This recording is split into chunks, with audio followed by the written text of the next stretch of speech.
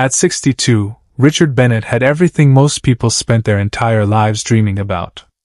A billion-dollar fortune. A company carrying his name. A mansion overlooking the ocean. Private cars. A penthouse office on the 32nd floor. And a wall covered with awards that called him a visionary. But on the morning of his 63rd birthday, Richard sat alone in his enormous office and stared at one sentence written on a piece of paper.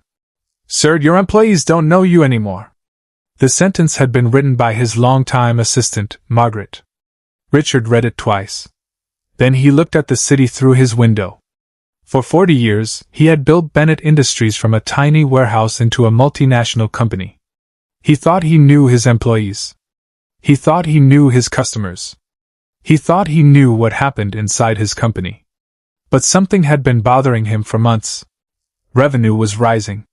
Profits were rising. The stock price was rising. Yet something felt wrong. Employees were quitting. Older workers were disappearing. Customer complaints were increasing. And every executive meeting ended with the same explanation. Temporary issues. Richard didn't believe them. So he made a decision that would change everything. He would disappear. Not permanently. Just long enough to discover what was really happening inside the company he had spent his entire life building. And he wouldn't go undercover as a powerful CEO. He would go undercover as a 62-year-old maintenance worker. Chapter 1. The Man Behind the Name. Richard Bennett had never inherited his fortune. His father had owned a small hardware store. His mother had been a school secretary. They lived modestly. Richard remembered his father saying, "Son, money can make your life easier, but it doesn't make you better." Richard never forgot that. At 22, he started working at a manufacturing plant. At 30, he founded Bennett Industries with 3 employees. At 40, the company had hundreds. At 50, thousands. By 60, Richard was officially a billionaire. But somewhere along the way, something changed. He stopped knowing the people who worked for him. His company had become too large. He had assistants for assistants. Executives who filtered information. Managers who prepared reports. Consultants who explained what employees supposedly wanted. Richard rarely walked through the factory anymore. He rarely ate in the employee cafeteria. He rarely spoke with ordinary workers. And he didn't realize how dangerous that had become. Chapter 2. The Report That Didn't Make Sense. One Monday morning, Richard received a report showing employee satisfaction had increased. He frowned. "Are you sure these numbers are correct?" His chief operating officer, Victor Hale, smiled.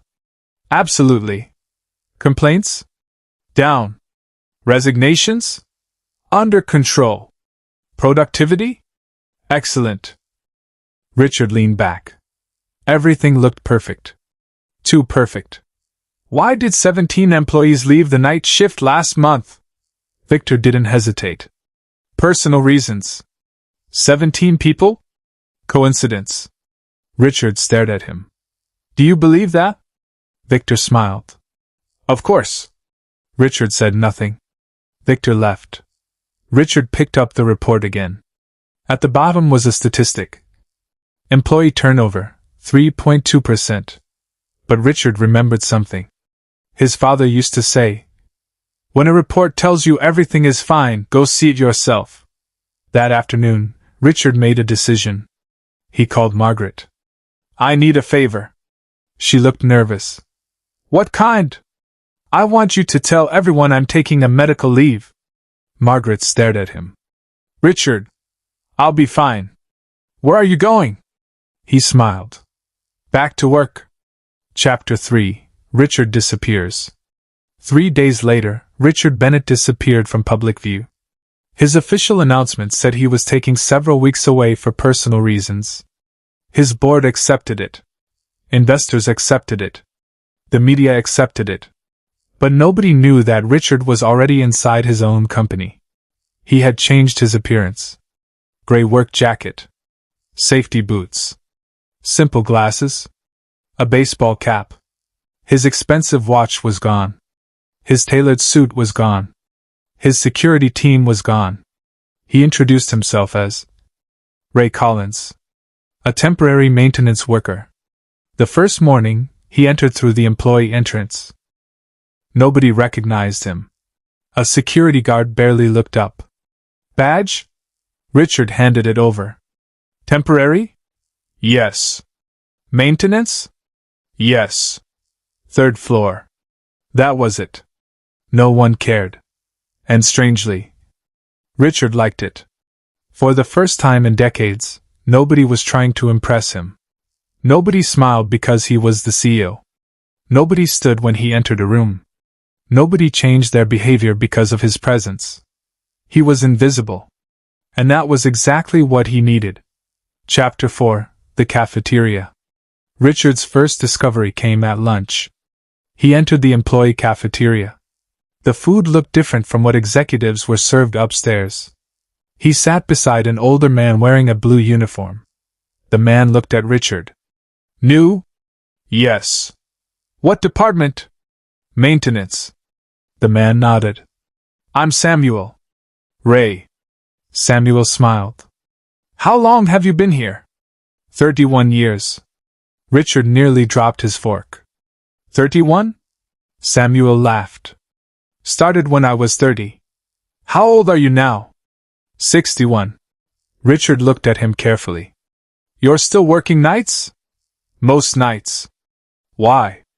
Samuel hesitated. Because they changed my retirement plan. Richard frowned. How? Samuel lowered his voice. They used to tell us we'd have a pension. And now? Now they say it's not guaranteed. Richard felt something tighten in his chest. Does management know? Samuel laughed. Management knows everything. Richard thought about Victor. The reports. The perfect numbers.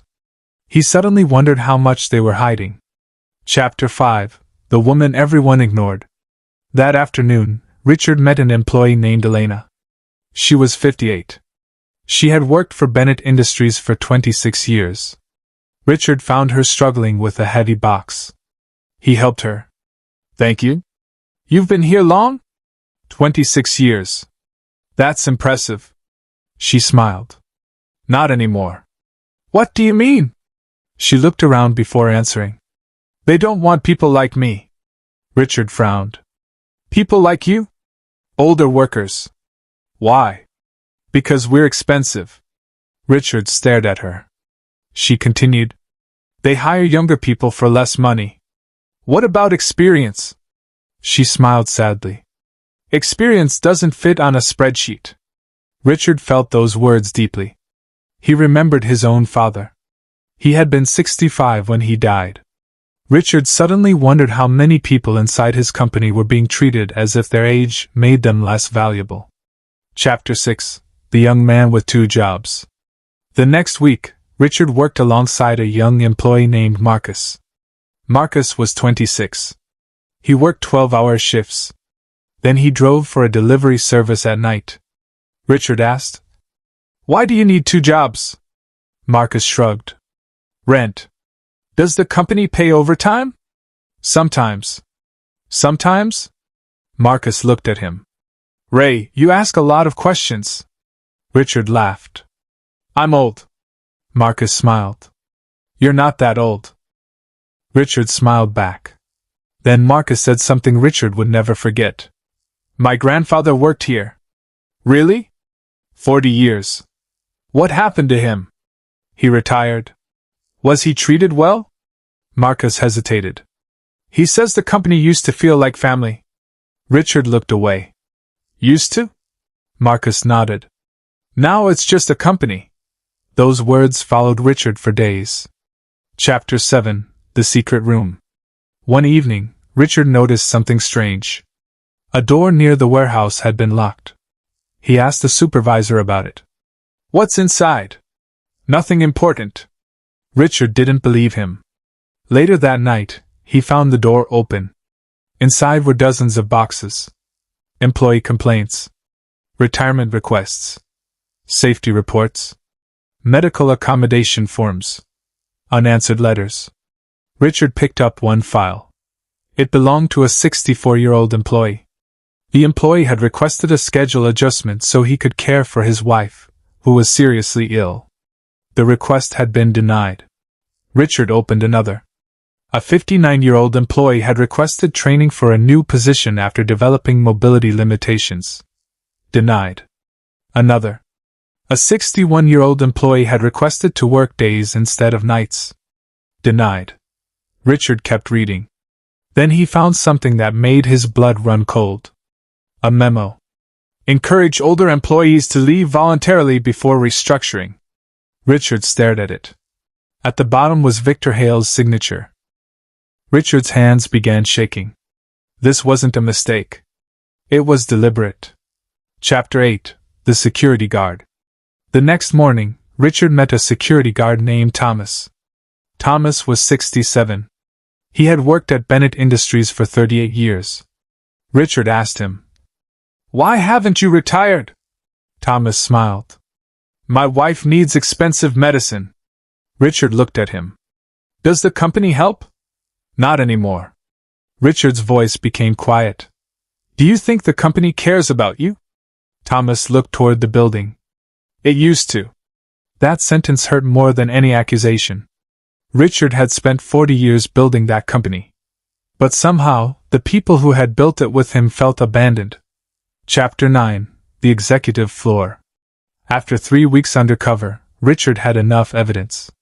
But he wanted one more thing. He wanted to know why. So he returned to the executive floor. Not as Richard. As Ray. He was assigned to repair a maintenance issue outside Victor Hale's office. The door was slightly open. Inside, Victor was speaking with 2 executives. "We need another 10% reduction." One executive asked, "What about the older employees?" Victor replied, "Offer packages." "And if they refuse?" Victor smiled. "Make the environment uncomfortable." Richard froze. Another executive laughed. "We can't fire everyone." Victor responded, "We don't need to." Richard's stomach turned. Then Victor said, "People leave when they feel unwanted." Richard walked away. He had heard enough. Chapter 10. The Board Meeting. 2 days later, Richard returned as himself. The entire company received an announcement. Richard Bennett will address all senior executives at 9 a.m. Victor entered the boardroom confidently. He assumed Richard was returning from his leave. Then the doors opened. Richard walked in. Everyone stood. Victor smiled. "Richard, welcome back." Richard looked at him. "Sit down." Victor sat. Richard placed a folder on the table. "What is this?"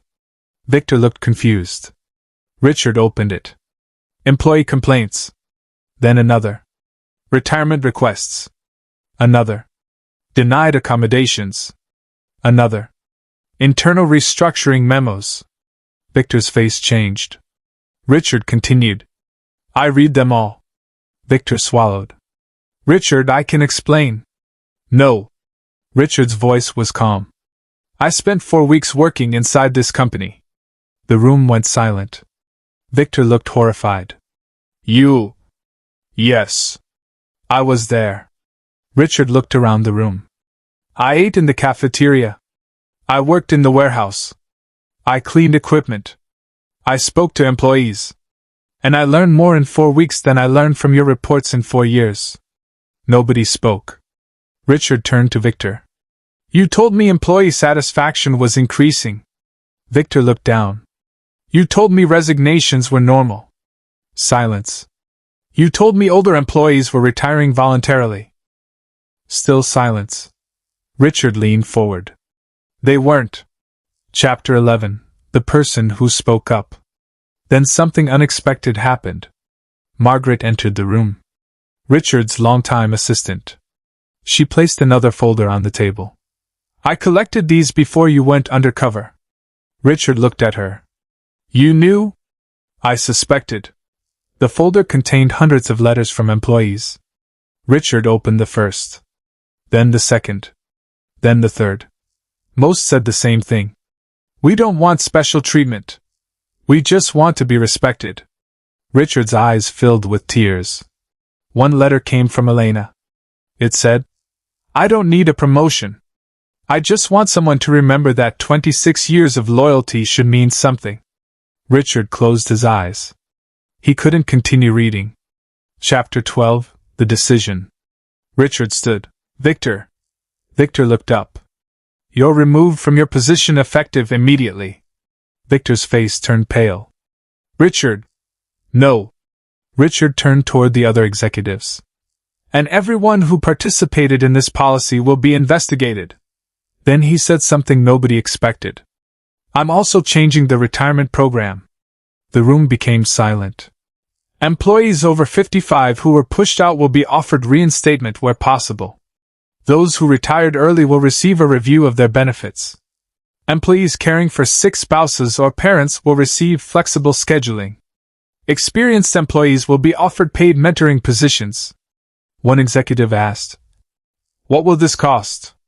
Richard looked at him. "I don't know." Then he smiled. "But I know what it costs when people lose their dignity." Chapter 13, The Cafeteria. The following Monday, Richard walked into the cafeteria. This time, everyone knew who he was. The room became quiet. Richard smiled. "Please keep eating." Nobody moved. Then Samuel stood. "Sir?" "Yes? Are you really doing what you said?" Richard nodded. "I am." Samuel looked at him. "Why?" Richard smiled. "Because I finally listened." Elena approached. "Mr. Bennett?" "Yes?" "Are you really bringing back the training program?" "Yes." She smiled. "Thank you?" Richard shook his head. "No." She looked confused. "Thank you for staying long enough for me to understand what was happening." Then Marcus approached. "Sir?" "Yes?" "My grandfather used to say this company was family." Richard smiled. "What does he say now?" Marcus thought for a moment. "He says maybe it can be again." Richard looked around the cafeteria. For the first time in years, he didn't see employees. He saw people. People with mortgages. People caring for spouses. People raising grandchildren. People approaching retirement. People starting careers. People trying to make it through another difficult day. And Richard finally understood. He had been measuring his company in dollars. His employees had been measuring it in dignity. 1 year later, Bennett Industries changed. Not overnight, but steadily. The company created a senior employee advisory council. Experienced workers were invited into strategic meetings. Older employees became mentors. Young employees learned from people who had spent decades mastering their crafts. Flexible schedules were introduced for caregivers. Retirement counseling became part of employee benefits. And something surprising happened. Productivity increased. Employee turnover dropped. Customer satisfaction improved. The company's profits increased. But Richard cared about something else. One Friday afternoon, he received a letter from Thomas, the 67-year-old security guard. It said, "Mr. Bennett, I was planning to retire next year. Instead, I decided to stay another 3 years. Not because I need the money. Because for the first time in a long time, I feel wanted." Richard read the letter twice. Then he placed it inside a drawer. Not with his business awards. Not with his financial reports. With a photograph of his father. The last day. At 70, Richard finally stepped down as CEO. The company held a celebration. Thousands of employees gathered. There were speeches. Awards. Photographs. But Richard asked for something different. He asked Samuel, Elena, Thomas, and Marcus to stand beside him. Then he said, "When I started this company, I thought my job was to build a business." He paused. "I was wrong. My job was to build a place where people could build their lives." The room became silent. Richard looked toward the older employees. "I spent years chasing growth." Then he smiled. "But the greatest growth I ever experienced came from finally listening to the people I had stopped seeing." He turned toward the younger employees. "And if you're lucky enough to live long enough, You will become the older worker one day. Remember that.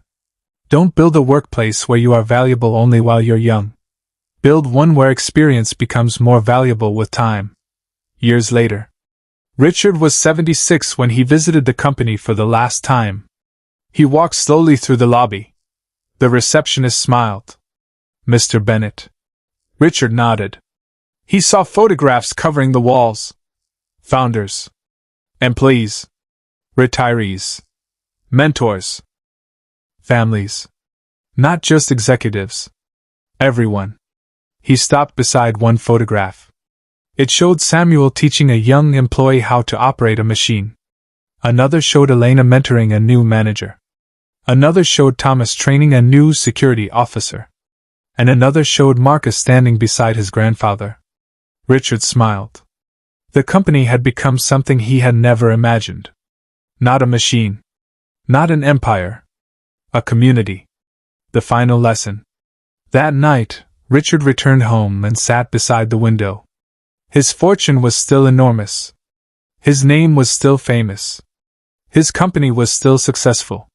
But none of that mattered as much as it once had. He thought about the young man he had been at 22. He thought about his father. He thought about Samuel working nights at 61. Elena wondering whether 26 years of loyalty mattered. Thomas staying at 67 because his wife needed him. Marcus working 2 jobs just to pay rent. And he realized something that wealth had taken decades to teach him. A company is not truly successful because its profits are large. It is successful when the people who spend their lives building it don't feel forgotten.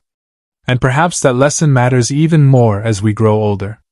Because after 50, 60, or 70, many people begin wondering whether the world still needs them. They worry that younger people are faster.